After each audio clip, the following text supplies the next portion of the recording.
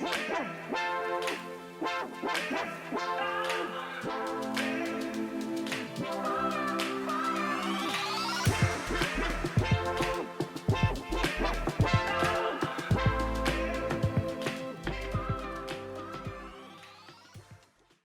everyone. Welcome to IT Tech Talk. I'm your host, Joel Ward, and with me is Scott. Scott, how are you doing today? I'm doing great. Thanks for having me on, Joel. You're welcome. You're welcome. I'm actually excited. I was actually hyping this up. I actually got your email today about you were excited to go on, and I love getting emails like that from people when they're really excited to go on. Yeah. So Scott, I got to know you a little bit from your bio and from getting to follow you on LinkedIn and stuff, but my listeners don't know you. So why don't you give a little bit of background about yourself?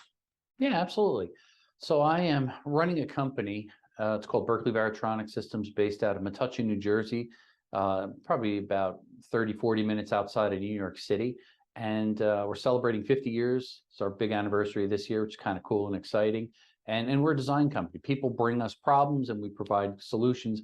Most of our focus has really been wireless threat detection tools, which is really stopping wireless threats from coming into secure spaces. And a lot of these are cyber threats because cyber criminals often will use wireless as a conduit to hack into different networks and cause all kind of havoc between cell phones, Wi-Fi, Bluetooth, you name it. So a lot of our tools we're selling to US DoD agencies and secure facilities to keep spaces secure from any type of wireless threat. And then just a brief background that really got me heavily involved, probably close to 10 years ago, is speaking to a lot of companies and educating, mostly customers and things like that, sharing tips and this and that in the world of cybersecurity. I found that I had a target on my back. And what that means is cyber criminals started going after me. And what happened, it started with basically, my credit card was compromised, my debit card was compromised, both personally and at my company. And it started to seem a little peculiar or strange. Then my Twitter account got hacked. We received repeated DDoS attacks, distributed denial of service attacks, flooding our online store with junk traffic so we couldn't take orders. Then we had $65,000 stolen out of our checking account. And the list goes on and on. Became federal investigation, paperwork, emails, phone calls. It dragged on. I finally got all of our money back and everything else. But I realized is no matter what I did, people, and these were really notorious hackers later on that I found out after doing research and going onto the dark web and learning about them, if they want to hack you and target you, they can. And that really got me heavily immersed in the cybersecurity space. A number of years ago, I was contacted actually by, I think it was Associated Press, and they said that they heard that my company was hacked and would I go on the record and share my experience. And I was like, ooh, I don't want to say, hey, here I am, an expert in wireless detection and cybersecurity, and tell everybody I got hacked. And I said, all right, I'll share the story as long as I could share the mistakes I made, what I learned in the process, and hopefully educate other people so they don't go down the same path I went. And that really started the process. So I wrote Hacked Again, my first book, had to learn how to write a book, and finally, after 2 years, got it published and learned a ton of things in the process. And that really kind of put me on the map. Next thing I know, I started getting phone calls and emails and interviews for radio and TV and speaking publicly, being hired for different security events and traveling globally and speaking. So really got heavily immersed in the world of cybersecurity. And ever since then, I've been doing it and wrote another book, Cybersecurity is Everybody's Business. And then more recently, a Senior Cyber, to help seniors that are being targeted and exploited by scammers and hackers and cyber criminals. So that kind of fast forwards up to where we are today. And basically, I eat, live, sleep cyber all the time. So I actually really want to ask you this, given that you were going to show, I knew you did cybersecurity stuff. Have you ever I don't know if you listened to my episode with Dr. Eric Cole. It was my very first episode with a, okay. Yeah, it was my very first great episode, by the way. What'd you say? Great episode, by the way. Yeah. So it was my very first cybersecurity interview, and it was very, like, he was such a big guy, and I was like, wow, this is so cool. And you were actually, I think it was a week ago, I actually had someone who is in the antivirus space, and then I have you on today in the cybersecurity space as well. And one of the things I want to touch on is I love getting to talk to cybersecurity analysts and cybersecurity people in general, just because there's so many different attacks in the world now. Like, we live in a world full of just, like you said, scam calls and scam emails. And I receive at least since I've taken myself public, since my podcast has gone live, since I've written books, since I've publicly made myself on LinkedIn as a professional entrepreneur, I get daily scam calls, scam emails, stuff like that, to my work email, to my business email, to my podcast email, to everything I use. I get tons of that. And one of the things I actually thought was really interesting was your senior cyber book. I haven't read it because I myself have taken a couple cybersecurity classes and understand that you don't respond to just random emails. If it says, hey, here's your tracking number, we need you to pay for your package, or hey, this your cell phone provider forgot your credit card information to pay your bill. All those are things that I normally get. I'm like, or my mom, which she actually had her card stolen one time because she responded to one that said, Apple, your account's been hacked, Apple needs your credit card information, and which I walked her through. Whenever there's an issue, do not open these emails, do not respond to them. And if you go on your account and look and don't see a problem, then you know that it was probably more likely a cybersecurity threat. So I'm always fascinated to talk with people about cybersecurity because there's so many attacks in the world. And it's fascinating to hear that you yourself, when you went public, faced all these attacks. And it's like, yeah, they're out there. And even people who have the strongest security still face those threats. Yeah. Yeah. And nobody really is immune to it. And they do tend to target elderly and seniors more so. And a lot of my research for the book I thought was kind of fascinating, the things I learned in the process, because I had to interview a lot of the people that were older, people that I knew, and then also people that I didn't even know, just to get their pulse and what the typical scam sounds like, what to look for. So it was educating myself so I can in turn educate my readers. And it was interesting because the common theme that came up is elderly people tend to have a little more time on their hands, so they're a little more responsive. They give time to these scams. If we're busy and you're running a business and you see an email, if it looks fishy, delete. You don't even have time to read it. You learn to spot it quick, you move on, move on. Somebody a little older goes, oh, it looks like I just won this prize. Let me learn a little bit more. Click, go to a website, redirect. Oh, all I got to do is validate my information. Well, they already have my name and my address there. They must know me. Okay, great. Oh, and it's a company I heard of. They just need the last 4 digits of my credit card. Okay, boom. Oh, wait, now they're asking for something else for security purposes to verify my social security number. Well, they showed part of the number. Let me provide the rest. That means they know me and it must be legit. Little tells that are, it looks convincing. It looks too good to be true. It probably is. And those things seem to be repetitive in all the different types of scams that I've seen targeting the elderly. Build trust, build confidence in the person, which is really a form of social engineering, trying to manipulate them, building trust to garnish some critical pieces of information that they can then use to hack and get into your account, steal money, compromise your identity, whatever the scam is.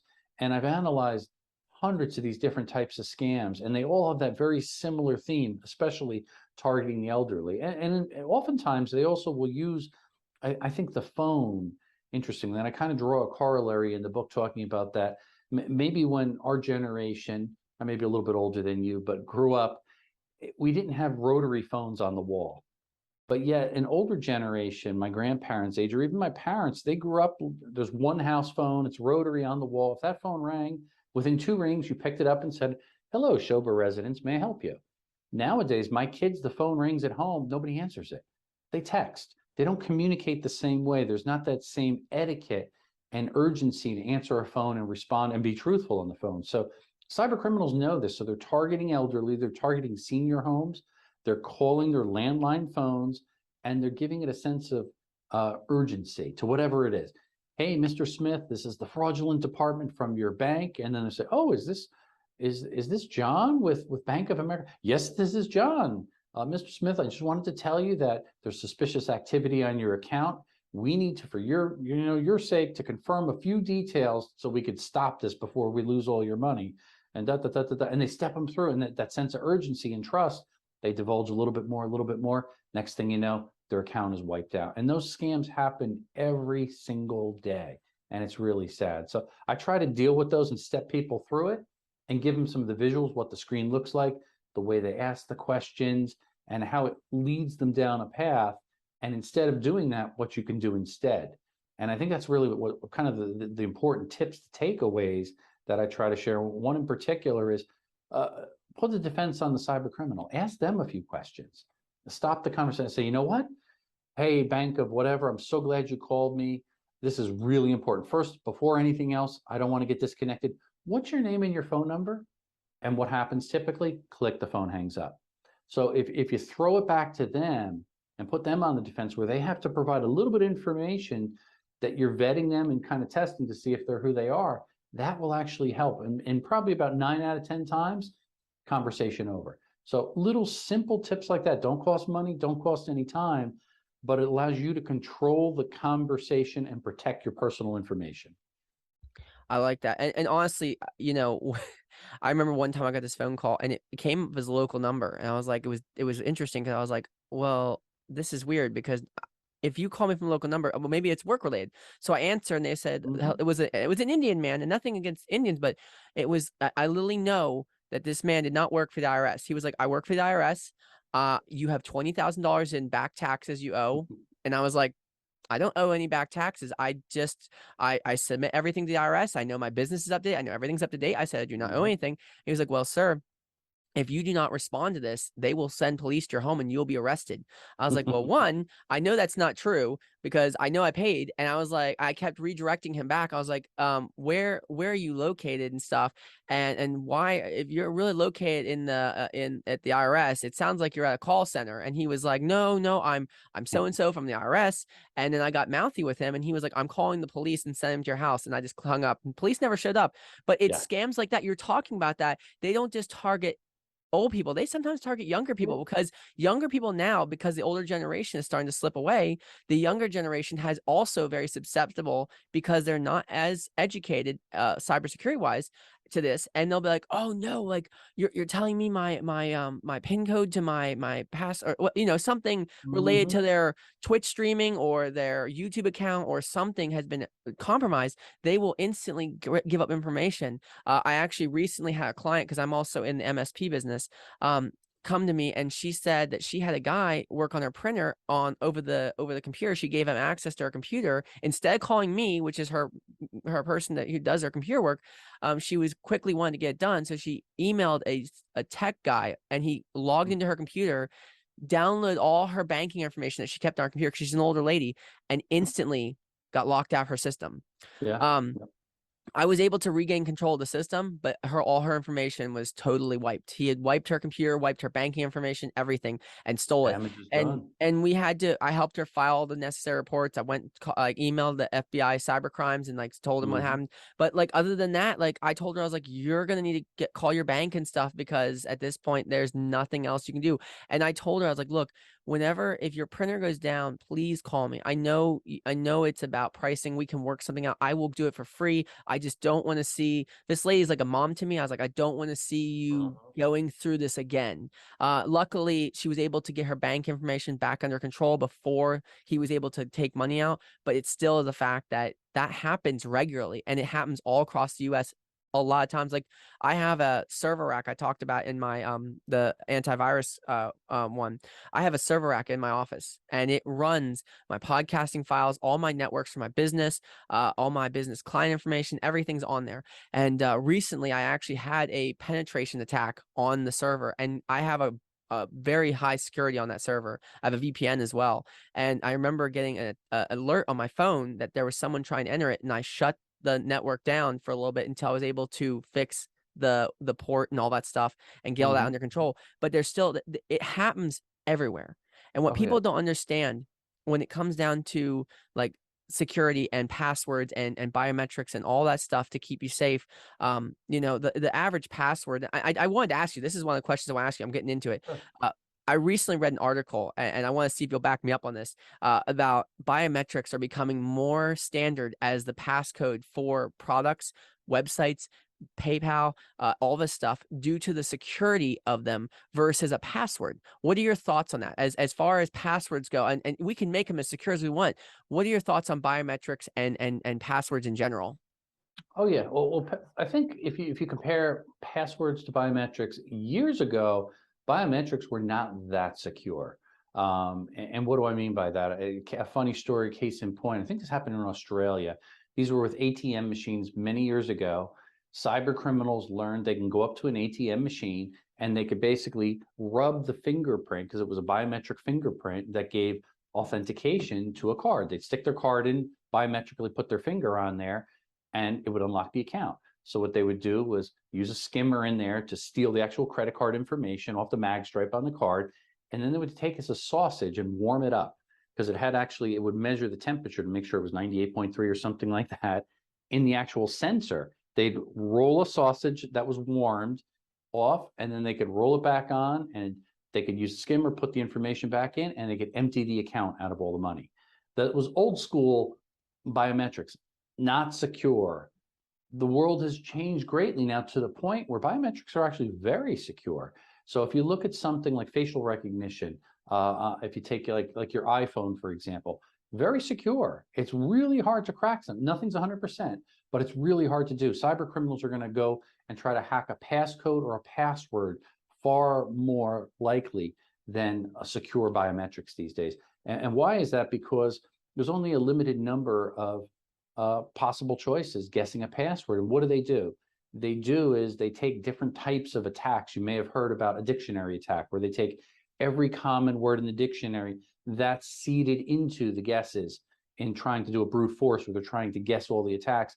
And they can do about 1 million passwords per second guesses. So if you think about that, that's pretty advanced. Now you couple that with compromised databases. So in other words, they'll buy all the Yahoo passwords that have been 3 billion people's password for their email that's been compromised, and LinkedIn and Home Depot and Target, all these other passwords. They amass all that, put it into an automatic program that can actually plug in all of these things. And the fact that people still, the data that I read the other day, I think it was 52% of the average computer internet user still reuses the same password across multiple logins. So that means if they've got a database of billions of compromised passwords, and they go to all the popular sites and try to get into your account, pretty good chance, more than 50% chance, they're going to get into your account if you reuse that same password across multiple logins. There it is. So it's not that difficult to really hack into someone's account. I've tried it for fun, for research, and was able to successfully get into people's accounts, most of them through combination of social engineering and using some tools to help me.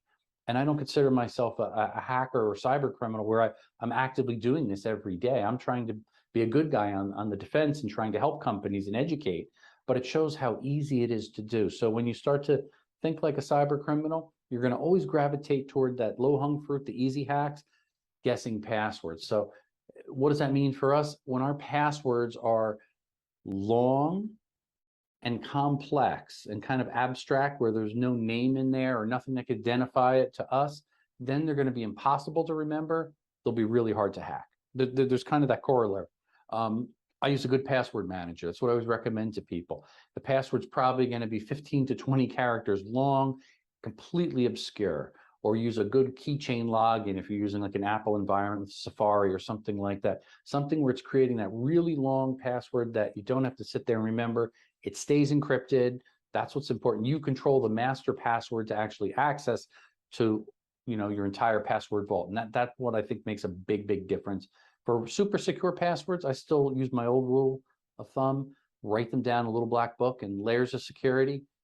Password book, locked in a safe, locked in an office, locked in a building, cameras, alarm, so on and so forth. Layers of security will deter any thief from trying to hack in. But I still think passwords are coming along slowly, and people are not learning enough about them. Eventually, it's going to go passwordless, hopefully, because if you look at where we are now in the stream of times, look at what quantum computing is doing and the power of some of these supercomputers of the future. They're going to be able to instantly hack a password, be it obscure 20 characters long. So soon those days are going to change greatly. What is the future? I think combinations, layers of security and biometric security is definitely a must going forward.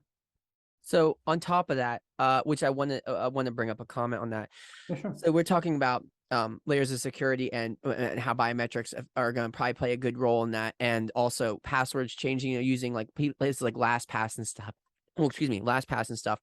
What about when these sites offer these two-factor authentications? Is that another good way to deter hackers from getting into sites? Is that something you think is a good idea? Is it something that is worthwhile to these sites to bring on two-factor authentication?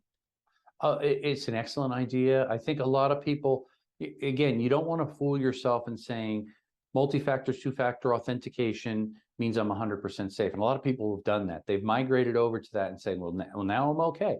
Because we already know that multi-factor, two-factor authentication is extremely easy to bypass. There's a lot of vulnerabilities built in. However, that being said, it's probably 100 times more secure than just using your traditional login credentials. And that's what people don't realize. Doing nothing is not doing something. It's easy to hack in. If you're using password 123, guess what? Everybody's going to be able to hack into your account. If you're using an abstract, long, strong password, it's going to be a lot harder, but it's not impossible. But if you're adding in that additional layer, as you mentioned, it's brilliant when you use two-factor authentication, multi-factor authentication. Add in another layer with maybe biometric authentication, it's going to get even better. So we can't be afraid of how long it takes to maybe log into a platform. If I want to make a phone call and I use, facial recognition, that's instant. That really is nice. It's better than me looking and trying to enter in my passcode to get my phone to light up. So things are getting better, but I think we really need to be willing to wait and be patient and take the extra steps for multi-factor authentication using these advantages so hackers can't get in and compromise our devices and our accounts.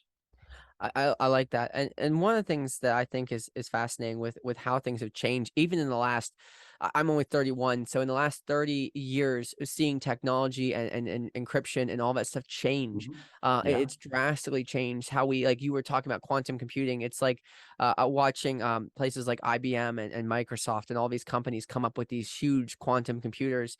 And like you said, it's going to change the way how that hackers hack. And we have to be acknowledging the fact that one things I like to do in my passwords is use my former method is like if it's not something that it's not my name, it's not like something I do, is something that, and I use symbols and letters and mix them all together. And a lot of, I was actually using LastPass for a while, but a lot of times I use a quick little like, hey, I'm just gonna mix a bunch of letters up, and then like you said, and this is something I do, keep it in a book, write it down. I actually have it printed out on a paper, deleted the file off my computer, and then stuck it in a safe.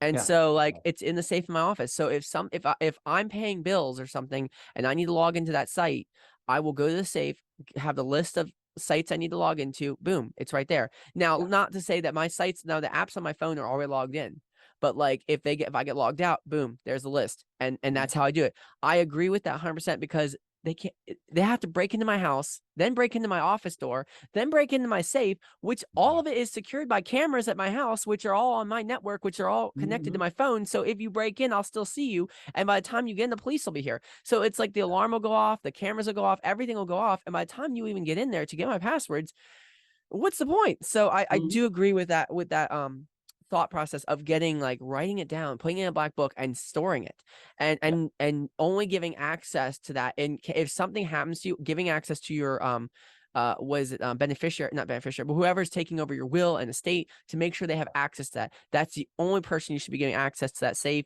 or that combination. And in my opinion, I don't let anybody else in that safe other than who's my beneficiary list, and also my lawyer who handles all my legal things. In case something happens to me, they need to be able to get that, to get my will, to get all that stuff taken care of, and it's all right there, ready to go. So I 100% agree with that.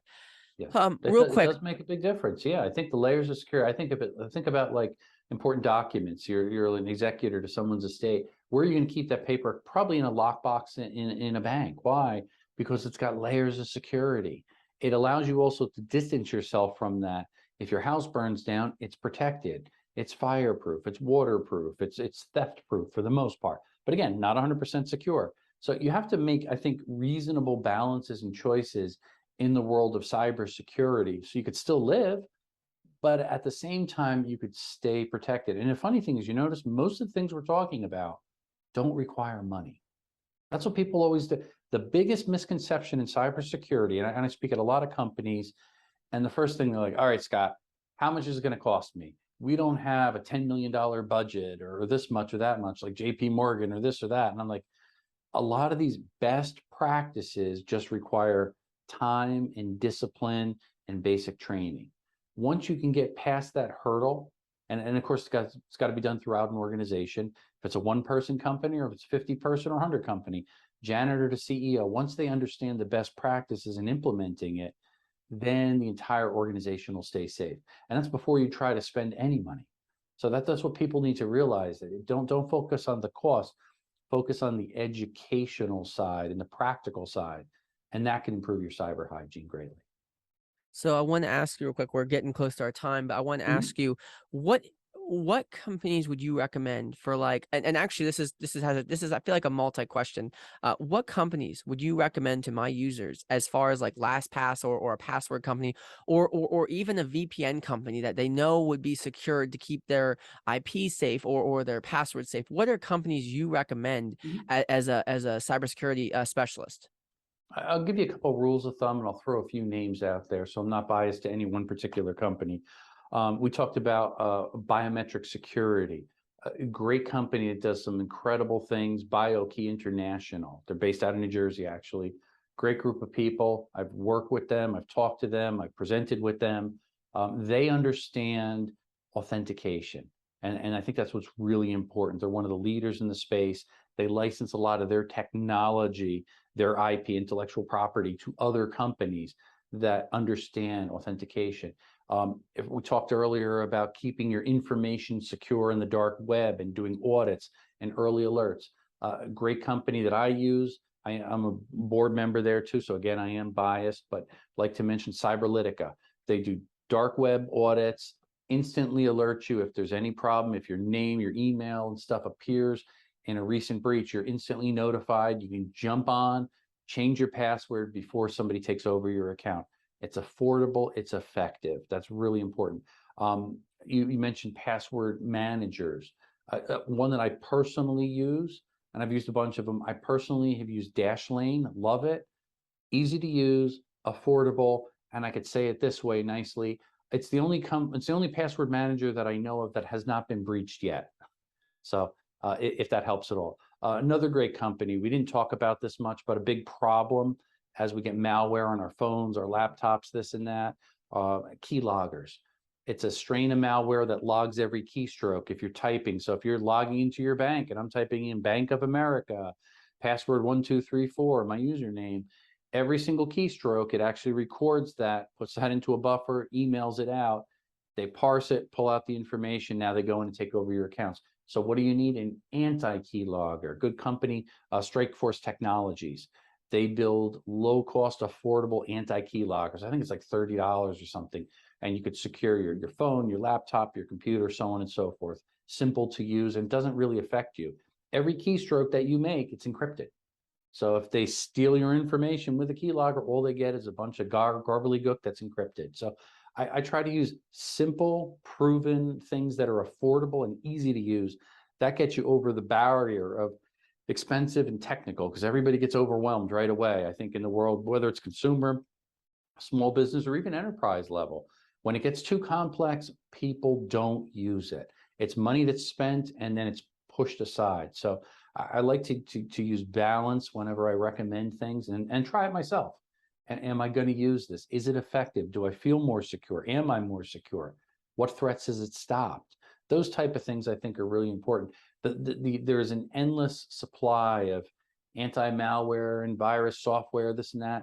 You know what? Are they needed? Yes, absolutely. Do I use it? Yes. However, keep in mind, it only stops about 15 to 20% of the actual attacks that come to your computer. So what is that telling you? It means about 80% is getting through.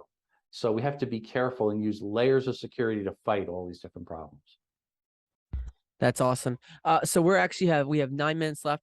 Real quick, I'm hoping we can answer this question real quick in the 9-minute section. It's one I wanted to ask you, and I didn't realize we were that close. YubiKey or whatever they call it, is YubiKey something that people should look into? Is it something worthwhile? I mean, I've seen it on the market. I've seen all these different keys come up. It's like a physical key. Is that something worthwhile looking into, or should you just go to these other companies you just recommended and use them as far as like storing your passwords and stuff, or using them as like the biometrics?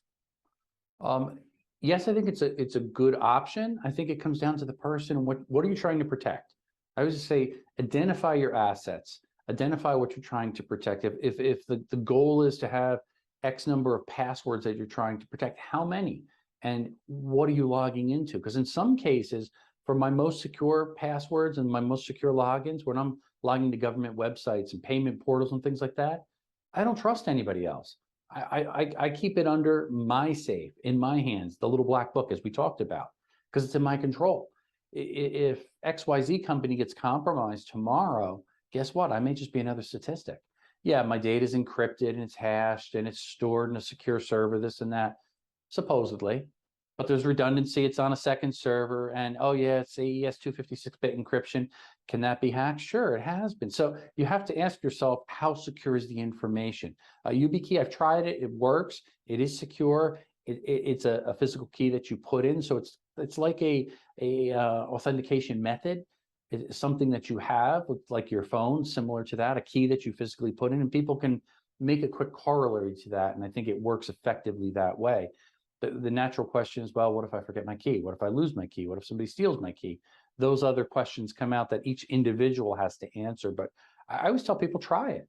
Read the reviews. PC Magazine does a great review every year on the top password managers. What are the best? And the goods and the bads. And that's an unbiased source. If you talk to 10 different cybersecurity experts, guess what? They're going to recommend 10 different products. So I always say, go to a source that's independent, that has no vested interest. And again, I don't have a vested interest in Dashlane. I've used it. I've tried it. I've used a few others. I've tried it. I tend to like their platform. That's, again, my personal opinion.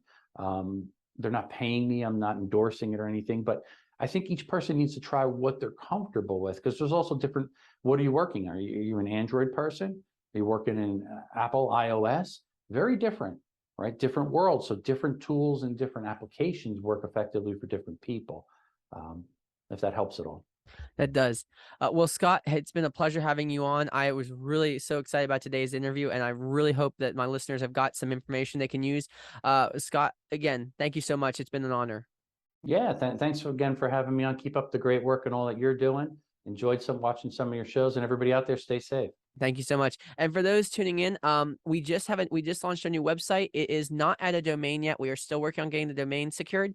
So if you want to visit the website, you can go to the link tree on Instagram. There's the link trees on Instagram, and click all the links for the show. It also has links of the show on the website, as well as a guest portal where you can sign up if you're interested in being a guest on the show. It has a guest portal with an intake form where you can set up and give me your information, your bio, all that stuff. We just added that.